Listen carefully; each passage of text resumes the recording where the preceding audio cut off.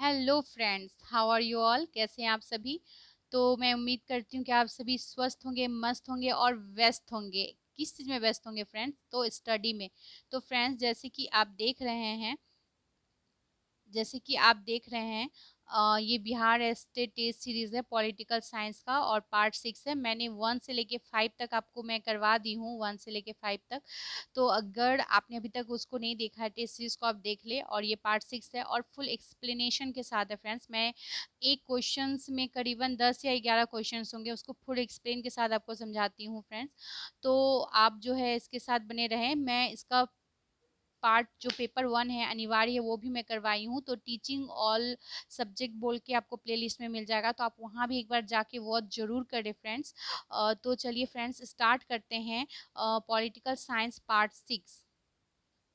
और एक बात से फ्रेंड्स, अगर आपको पीडीएफ चाहिए तो आप मेरे इसी चैनल में नीचे लिंक दिया हुआ है मेरे टेलीग्राम चैनल का, तो आप उसको क्लिक करके मेरा टेलीग्राम चैनल ज्वाइन कर ले। वहाँ पे आपको जो है इसका पीडीएफ मिल जाएगा फ्रेंड।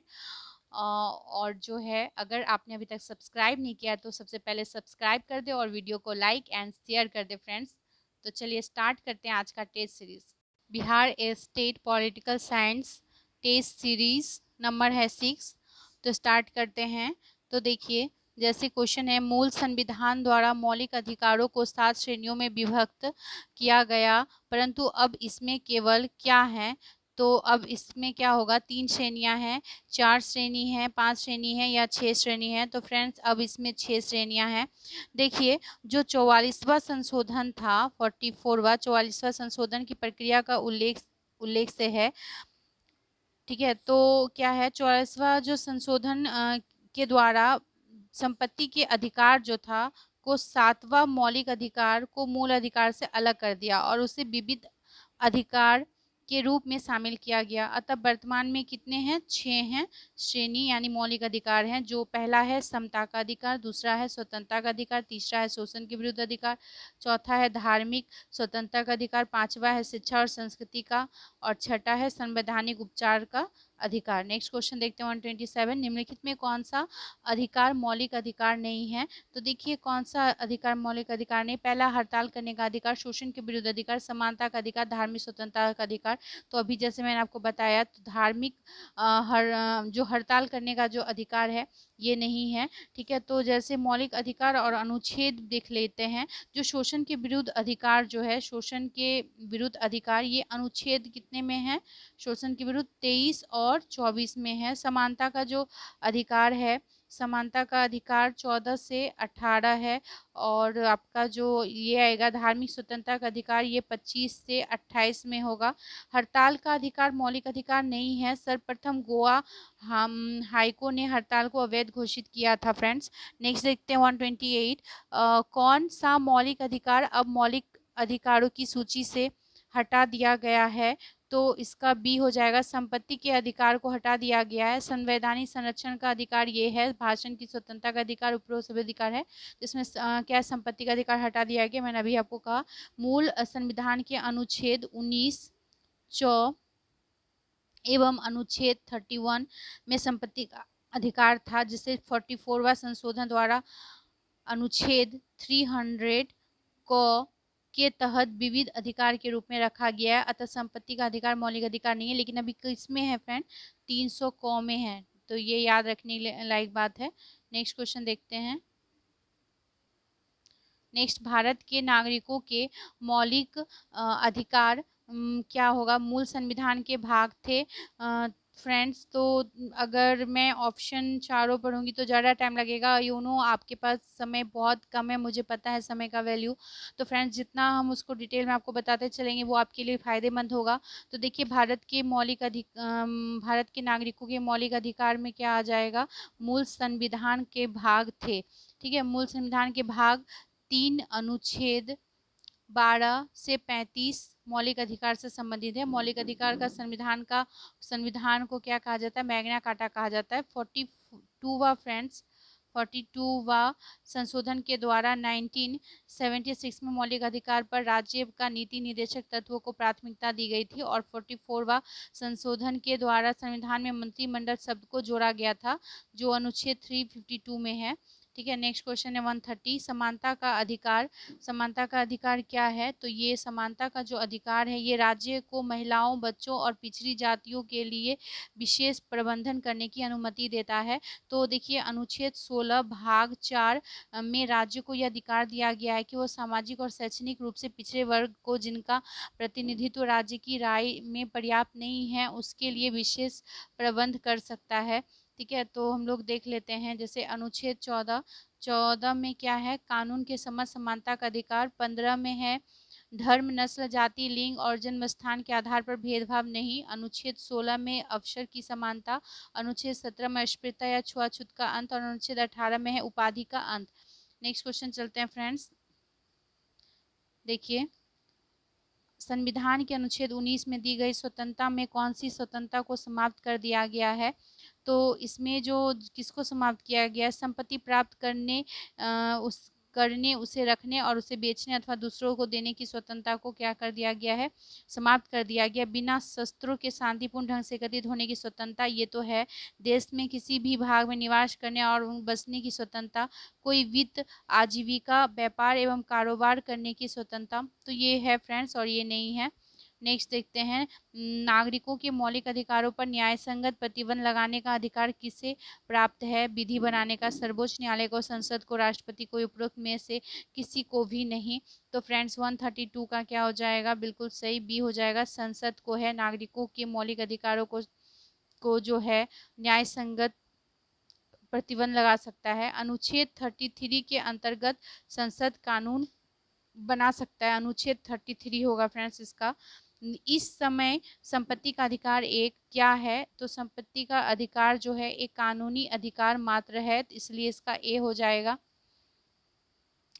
देखिए अनुच्छेद 300 क, ठीक है, 300 क के तहत संपत्ति का अधिकार कानूनी अधिकार है जो 1978 में के पहले मौलिक अधिकार था। ठीक है, अभी नहीं है।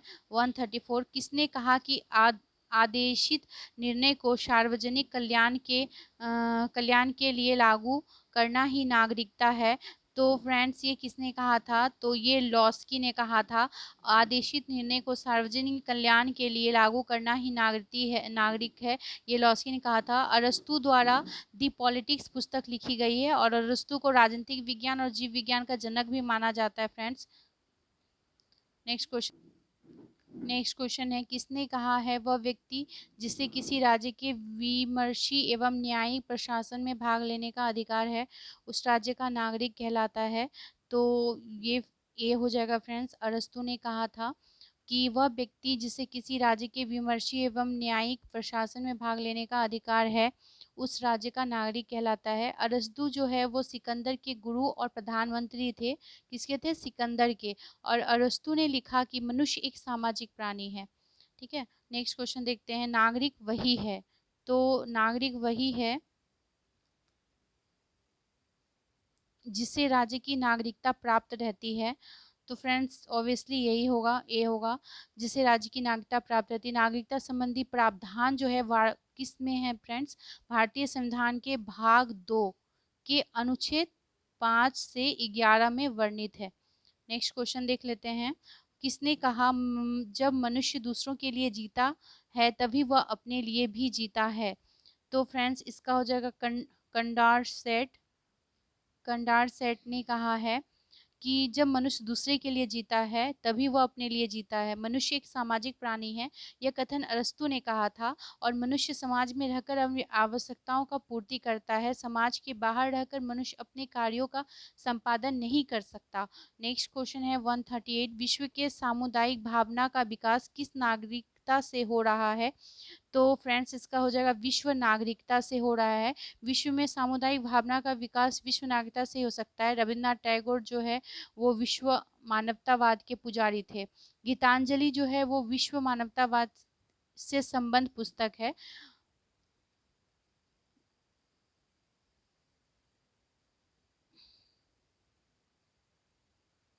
नेक्स्ट है, निम्नलिखित में से वह व्यक्ति कौन है जिसे भारतीय संविधान के तहत आपातकाल की घोषणा करने के लिए अंतिम प्राधिकारी माना जाता है?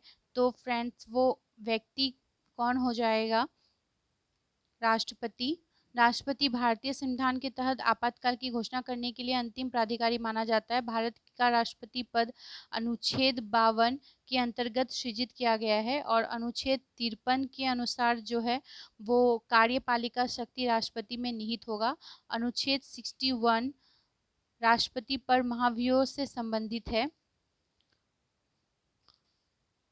अनुच्छेद 61 के अधीन यदि राष्ट्रपति पर कदाचार या संविधान के उल्लेख का आरोप है तो राष्ट्रपति को हटाने के लिए महाभियोग प्रस्ताव लाया जा सकता है, जिससे पारित होने पर राष्ट्रपति को पद मुक्त कर दिया जाता है। महाभियोग जो है किसी एक सदन द्वारा लाया जा सकता है और दूसरा सदन उसकी जांच करता है। यदि दोनों सदनों द्वारा 2/3 भाग से पारित हो जाता है तो उन्हें पद छोड़ना होता है। राष्ट्रपति का महाभियोग लाने से 14 दिन पूर्व सूचना देना अनिवार्य होता है फ्रेंड्स, और राष्ट्रपति अपने बचाव में स्वयं भी किसी सक्षम प्राधिकार को रख सकता है। तो नेक्स्ट क्वेश्चन है 140, निम्नलिखित में से यूएसए संविधान की विशेषता कौन सी है जो हमारे संविधान के निर्माताओं द्वारा ग्रहण की गई थी फ्रेंड्स। तो इसका जो ऑप्शन देखिए बोल रहा है, पहला बोल रहा है न्यायिक समीक्षा, दूसरा मौलिक अधिकार, सी है उच्चतम न्यायालय के न्यायाधीशों को हटाना, और डी है उपयुक्त सभी। तो इसमें जो हो जाएगा उपयुक्त सभी हो जाएगा, क्योंकि यूएसए संविधान की विशेषता क्या है, न्यायिक समीक्षा, मौलिक अधिकार और उच्च न्यायालय के न्यायाधीशों को हटाना। ठीक है, तो ये चारों हो जाएगा। नेक्स्ट देखिए 141, निम्नलिखित में से किसको नए राज्य बनाने या वर्तमान राज्यों की सीमाएं बदलने का अधिकार प्राप्त होता है। तो किसको होता है, तो इसका हो जाएगा संसद को होता है, ऑप्शन बी संसद को होता है। संसद को नया राज्य बनाने और उसकी सीमा में बदलाव करने का अधिकार होता है। ये किस अनुच्छेद के तहत होता है फ्रेंड्स, तो ये अनुच्छेद 3 के राज्यों के निर्माण और उनके नाम या सीमा में परिवर्तन के बारे में अनुच्छेद 3 में दिया हुआ है। संसद साधारण बहुमत से कोई भी परिवर्तन कर सकता है। राज्यों के नाम, सीमा या अलग अलग राज्य के निर्माण से संबंधित संकल्प पारित होना चाहिए, या ऐसा प्रस्ताव संबंधित राज्य के विधानमंडल में लाना होगा। ये भी संसद को इस मामले में अधिक शक्ति प्रदान करने का कारण विशेष है, क्योंकि केंद्र जो है कमजोर होने पर राज्य अलग होने का प्रयास भी कर सकता है, जबकि भारत में राज्यों को केंद्र से अलग होने का अधिकार नहीं है, वो केंद्र से अलग नहीं हो सकता है। नेक्स्ट है 142, राज्य सभा का उपसभापति किसे चुना जाएगा। तो देखिए पहला बोल रहा है कि किसी भी व्यक्ति को जो राज्यसभा का सदस्य चुने जाने पात्र हो, बी किसी भी व्यक्ति को जो उस राज्यसभा का सदस्य हो, या सी संसद के किसी भी सदस्य को, डी राष्ट्रपति द्वारा राज्यसभा में मनोनीत व्यक्ति को। तो बी हो जाएगा किसी भी व्यक्ति को जो उस समय राज्यसभा का सदस्य हो। यानी आपको राज्यसभा का उपसभापति कब चुना जाएगा, अगर आप राज्यसभा के सदस्य हैं तभी। नेक्स्ट देखते हैं, राष्ट्रपति द्वारा लोकसभा के लिए नामित किए गए व्यक्तियों की संख्या कितनी हो सकती है। तो 1, 2, 4, 12, तो इसका 2 हो जाएगा। राष्ट्रपति लोकसभा में 2 सदस्यों को मनोनीत कर सकता है। यदि राष्ट्रपति को यह विश्वास हो जाए कि लोकसभा में एंग्लो इंडियन का उचित प्रतिनिधित्व नहीं है तो मनोनीत कर सकता है। राष्ट्रपति क्या होता है, राज्यसभा में 12 सदस्यों को मनोनीत करता है। राज्यपाल विधानसभा में उचित प्रतिनिधित्व नहीं होने पर 1 सदस्य मनोनीत कर सकता है। राज्यसभा विधान परिषद के 1/6 सदस्यों को मनोनीत करता है। नेक्स्ट है 144, निम्नलिखित में से कौन सा कथन सही नहीं है। तो फ्रेंड्स देखिए यहाँ दिया हुआ है, तो इसमें जो है डी जो है, जब उपराष्ट्रपति भारत के राष्ट्रपति के रूप में काम करते हैं तब उपराष्ट्रपति का कार्य उस व्यक्ति द्वारा किया जाता है जिसका नामन वह प्रधानमंत्री के परामर्श से करते हैं। तो ये जो है सही नहीं है, बाकी जो तीनों ऊपर है वो सही है। तो क्या है, उपराष्ट्रपति राज्यसभा का पदेन अध्यक्ष होता है, तो ये सही है। आकस्मिक रिक्तियां के दौरान उपराष्ट्रपति भारत के राष्ट्रपति के रूप में काम करते हैं, ये भी सही है। जब उपराष्ट्रपति भारत के राष्ट्रपति के रूप में काम करते हैं तब वो राज्यसभा के अध्यक्ष के रूप में काम करना बंद कर देते हैं, तो ये भी सही है। यानी ऊपर के तीनों सही है फ्रेंड्स, नीचे का डी जो है वो क्या है, वो गलत है। नेक्स्ट देखते हैं 145, निम्नलिखित में से भारत के संविधान का वह अनुच्छेद कौन सा है जो राज्य सरकार को ग्राम पंचायत संगठित करने के लिए निर्देशित करता है। तो अनुच्छेद 32, अनुच्छेद 40, अनुच्छेद 48 या अनुच्छेद 78। तो फ्रेंड्स 40 हो जाएगा। भारतीय संविधान का जो अनुच्छेद 40 है वो राज्य सरकार को ग्राम पंचायत गठित करने का अधिकार होता है। भारतीय संविधान का भाग 4 नीति निर्देशक तत्वों में ग्राम सभा गठित करने और उससे संबंधित विधि बनाने का अधिकार प्राप्त करती है। ठीक है, अनुच्छेद 40 में भारत में गांव का महत्व प्राचीन काल से रहा है। भारत गांवों का देश है और भारत में ग्राम पंचायत को जो है वो 73वें संशोधन द्वारा वैधानिक मान्यता प्राप्त है। भारतीय संविधान का अनुपालन करते हुए गांधीवादी दर्शन को भारतीय संविधान ने उचित स्थान दिया है। भाग 4 के अनुच्छेद 37 के अनुसार इस भाग के विरोध में वाद नहीं लगाया जा सकता। अनुच्छेद 78 के अनुसार राष्ट्रपति कोई भी सूचना प्रधानमंत्री से मांग सकता है और अनुच्छेद 48 जो होता है वो पशुओं, विशेष रूप से कृषि एवं दुधारू यानी गाय और बछड़ा पशु या भारवाहकों को उचित संरक्षण देने का निर्देश सरकार को दिया जाता है अनुच्छेद 48 के तहत। ठीक है, नेक्स्ट देखते हैं, निम्नलिखित में से भारत के संविधान के किस अनुच्छेद के अंतर्गत संवैधानिक व्यवस्था भंग हो जाने पर किसी राज्य में राष्ट्रपति शासन लागू किया जा सकता है? तो इसका ए हो जाएगा, अनुच्छेद 356 के तहत अधीन राज्य में संवैधानिक विफलता होने पर राष्ट्रपति शासन लागू किया जाता है। देखिए जम्मू कश्मीर में क्या पहले 6 माह राज्यपाल शासन लागू होता था, फिर राष्ट्रपति शासन होता था। सरकारिया आयोग केंद्र राज्यों के बीच संबंध पर 1983 में बनाया गया और 1988 में रिपोर्ट दिया, जो अब तक का सबसे महत्वपूर्ण और व्यवहारिक रिपोर्ट माना जाता है। न्यायमूर्ति MS पूंची के नेतृत्व में केंद्र राज्य पर द्वितीय राष्ट्रीय आयोग बनाया गया। कब बनाया गया? 2007 में बनाया गया। और राज्यपाल जो है वो विधानसभा भंग कर सकता है। जब सरकार बनने की कोई संभावना नहीं हो तब राज्यपाल क्या करेगा? विधानसभा को भंग कर देगा। राज्यपाल का जब तक राजनीतिक प्रयोग भी होता रहा, इसे रोकने की आवश्यकता है। नेक्स्ट देखते हैं 147, इनमें से कौन राष्ट्रपति के निर्वाचित मंडल के सदस्य नहीं होते हैं? तो पहला है लोकसभा के निर्वाचित सदस्य, राज्यसभा के निर्वाचित सदस्य, राज्य विधानसभाओं के निर्वाचित सदस्य या विधान परिषदों के सदस्य। तो फ्रेंड्स इसका क्या हो जाएगा? डी हो जाएगा, यानी विधान परिषदों के जो सदस्य होते हैं वो राष्ट्रपति के निर्वाचन मंडल के सदस्य नहीं होते हैं, बाकी तीनों जो है वो होते हैं। भारतीय संविधान के अनुच्छेद 54 में राष्ट्रपति के निर्वाचन मंडल का उल्लेख है फ्रेंड। ठीक है, नेक्स्ट देखते हैं, राष्ट्रपति को अपने पद की शपथ कौन दिलाता है? तो देखिए राष्ट्रपति को जो अपने पद की शपथ जो है वो सर्वोच्च न्यायालय के मुख्य न्यायाधीश दिलाते हैं। तो इसका सी हो जाएगा फ्रेंड्स। राष्ट्रपति संकट काल की घोषणा कब कर सकता है?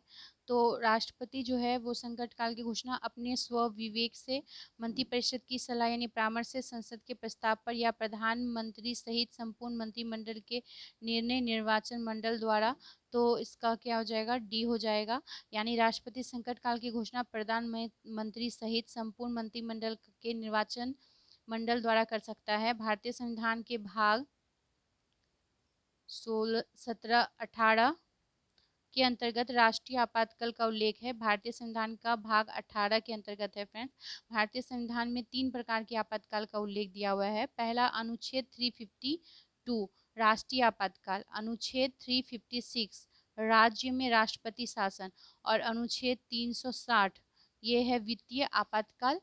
ये 3 दिया हुआ है। नेक्स्ट क्वेश्चन है, उपराष्ट्रपति चुनाव कैसे होता है? तो उस उपराष्ट्रपति चुनाव जो है फ्रेंड्स वो देखिए राज्यसभा के सदस्यों द्वारा, राष्ट्रपति के द्वारा नियुक्त सदस्यों के द्वारा, लोकसभा के सदस्यों द्वारा या लोकसभा एवं राज्यसभा के सदस्यों से निर्मित निर्वाचन मंडल द्वारा। तो 150 का जो हो जाएगा वो डी हो जाएगा, लोकसभा एवं राज्यसभा के सदस्यों से निर्मित निर्वाचन मंडल द्वारा। यानी उपराष्ट्रपति का चुनाव लोकसभा एवं राज्यसभा के सदस्यों से निर्वाचित मंडल द्वारा होता है। उपराष्ट्रपति के चुनाव संबंधी प्रक्रिया की शुरुआत राज्यसभा में होती है और राज्यसभा द्वारा साधारण बहुमत से उपराष्ट्रपति चुनाव संबंधी प्रस्ताव पारित होने पर लोकसभा उस प्रस्ताव को स्वीकार कर लेता है, तो उपराष्ट्रपति निर्वाचित हो जाते हैं। तो उम्मीद करती हूँ फ्रेंड आज का सेशन आपको अच्छा लगा होगा। अगर आपको अच्छा लगा है तो सबसे पहले आप लाइक कर दीजिए, फिर उसको शेयर सब्सक्राइब करके बेल आइकन दबा दीजिए और अपने फ्रेंड तक शेयर कर दीजिए, क्योंकि आप जानते हैं शेयर इज़ केयरिंग होता है फ्रेंड। तो thank you very much for you watch my video and you subscribe my channel। जिन्होंने सब्सक्राइब किया है उनको भी बहुत बहुत धन्यवाद फ्रेंड्स। और आप हमारे चैनल के साथ यूं ही बने रहे और अपनी तैयारी को जो है चरम सीमा पे पहुंचाए, क्योंकि आपको जो है इस बार एस्टेट क्वालिफाई करने से कोई नहीं रोक सकता फ्रेंड्स। तो थैंक यू फ्रेंड्स।